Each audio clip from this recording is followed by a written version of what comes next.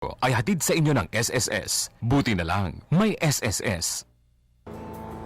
Okay, nagbabalik po ang Good Morning Pilipinas. At dahil Lunes ngayon, usapang SSS po tayo. Makakasama natin si Ma'am Karen Ann Villano, ang Senior Specialist ng Branch Systems ng Procedure Department ng Social Security System. At tatalakayin natin ngayong umaga ang SSS coverage para sa mga kasambahay. Ma'am, good morning po. Good morning, Sir Audrey. Good morning, Pilipinas. Ayan. Sa kaalaman po ng ating mga manonood, sino po ba yung kinikilala ng Social Security System na nagpo-fall dun sa may kasambahay? Ang kasambahay, Sir Audrey, ay ang sino man po na gumagawa ng mga gawaing pangtahanan at tumatanggap din po ng sahod para sa naturang serbisyo. So, mapababae, mapalalaki kasi yung iba tawag dyan, helper, katulong, yaya, boy kapag lalaki naman. Hindi Tama po. So, kasama sila po. Kasama po sila.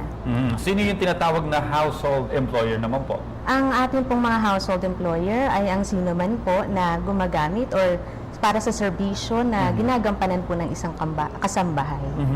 Meron din po bang kaibahan yung domestic o yung household services sa ibang trabahong nangangamuhan? Actually, ang domestic household services po ay natatanging gawaing bahay. Hindi kumpara po dun sa mga gawain sa mga kagaya po ng mga sa pribadong opisina. Basically, magkaiba po talaga sila dahil ito po ay pantahanan po na gampanin o gawain. So, paano po sila pinoproteksyonan ng ating gobyerno sa pamamagitan ng Social Security System? Actually, dito po sa ating Batas Kasambahay, since noong September 1, 1993, meron na po tayong kasambahay law. It's just on another term po. And then, mula po noong September 1, 1993 na ito, ay meron na po tayong protection para sa mga kasambahay po natin. Kagaya po na nabibigyan natin sila ng serbisyo para sa pagkakasakit, sa retirement din po, maternity as well, funeral and death.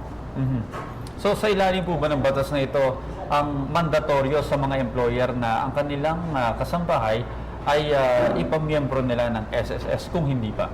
Actually, opo. Mandatory po ito na atin pong ipamember ang ating mga kasambahay. So, paano po ang proseso ng pagpaparehistro nito para sa kaalaman ng mga employers? Ang una po, para po sa ating mga kasambahay, kailangan lamang pong mag-fill out ng Kasambahay Unified Registration Form o yung KUR form na tinatawag. Maaari po itong isubmit sa kahit anumang sangay ng SSS na branches or service offices. Pero halimbawa po ang isang employer o yung amo nitong kasambahay, ayaw siyang ipamiyembro ng SSS, tumanggi. Ano pong pwedeng gawin ng isang house helper? Maaari po siyang magsadya sa kahit saamang SSS branch para po malapit at maipaalam ang ganito pong pangyayari. Alam niyo po, Ma'am Karen, sa realidad, yung ibang mga kasambahay, minsan pinipili nila na hindi na lang magpamiyembro ng SSS at voluntary members na lang sila dahil mas gusto nila nahawakan ng cash yung kanilang sweldo at hindi na bawas. Sa inyo po ba may mga house helper or yung mga kasambahay na nagiging voluntary member na lamang po?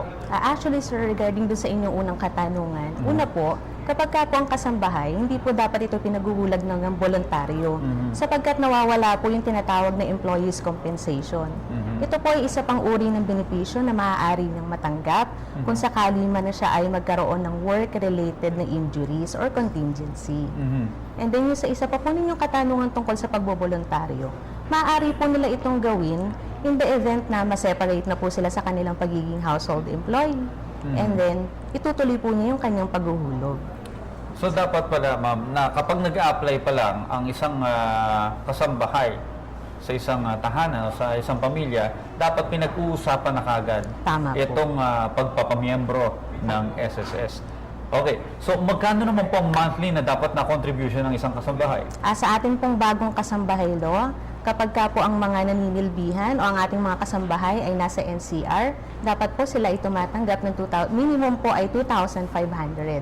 And then para sa mga first class municipalities naman po ay 2,000 pesos. And then sa other municipalities and cities, 1,500 po ang minimum na kanilang sinisweldo dapat. So, magkano po yung contribution nila monthly? Ang contribution nila monthly ay magbabase po sa kanilang sinisweldo, sir. So meron po tayong contribution schedule na yun po yung pagbabasihan. Ang difference lang po pagka siya ay kumikita ng below 5,000 pesos, sino-shoulder po ng household employer yung kanyang SSS contribution, both employee and employer share. So 5,000 and above, meron na po silang sharing dito. Okay, yung mga kasambahay po natin na nagko-contribute sa SSS, ilang taon po o gaano kahaba yung panahon para sila naman ay makakuha ng benepisyo? Actually, sir, it depends on the type of benefit po, no? Dahil po sa retirement, ang minimum po natin dito ay 120 months, equivalent sa 10 taon po na paghuhulog. And then at the age of 60 po, yun ang optional na retirement age natin. Kung hindi na po nagtatrabaho, and then kung hindi na rin po self-employed, so pwede na rin pong mag-file at the age of 60. Halimbawa po, ang isang kasambahay ay 5 buwan nang nagtatrabaho sa isang pamilya at siya'y nagkasakit, meron din po ba siyang benepisyo para dito? Sa sickness benefit po kasi natin, meron tayong semester of contingency na tinatawag. So, titingnan po muna kasi kung ano po yung semestre ng pagkakasakit niya, and then doon tayo titingin ng contributions kung meron pong qualifying. May mga kasambahay po na hindi nagtatagal sa isang pamilya, nagde-decide na umalis or kung ano mang kadahilanan. Opo. Paano po yung continuation ng kanyang pagbabayad sa SSS? Okay. So, in the event po naman na pagka siya po ay lumipat ng pinagtatrabuhan or umalis, kung meron po siyang malilipatan, yung pong bagong employer na yon ang magtutuloy ng contributions. Pero kung sakali naman po na hindi pa po siya magtatrabaho, maaari po siyang mag-voluntary na contribution o paghuhulog. Doon na po dapat pumapasok yung voluntary. Yes, sir. Hindi Tama. yung meron kang pinagtatrabahuhan, pero pinagbo-voluntary member ka ng SSS. Opo. Sayang po kasi yung employees compensation po na yun na isa pa po sana niyang protection para sa kanyang sarili. Okay, bilang panghuli, ang ating pong mga panawagan sa ating mga employers dahil yung marami akong alam na hindi pa nila pinapamiyembro yung kanilang kasambahay sa SSS, sayang yung benepisyo. Yes, Sir Audrey. Actually, una po, nagpapasalamat po ako para po sa mga household employers na sila po ay nagparehistro na ng kanilang mga kasambahay. And tinatawagan pa po namin yung iba pa pong mga household employers po na pumunta po sa mga malapit na SSS branch o service office para po ipamember ang kanilang mga kasambahay. Okay, sa application pa lamang po ng mga kasambahay, dapat tinatalakay na yan at dapat meron ng agreement sa kanilang employer yung mga kasambahay. Gusto ko magpa-SSS ng kasambahay, problema, naghahanap pa rin po ako ng kasambahay. Matagal na panahon na. Okay, nakasama po natin ngayong umaga si Ma'am Karen Ann Villado, ang Senior Specialist ng Branch Systems and Procedures Department ng Social Security System. Maraming salamat po, Ma'am. Maraming salamat po, Sir Audrey.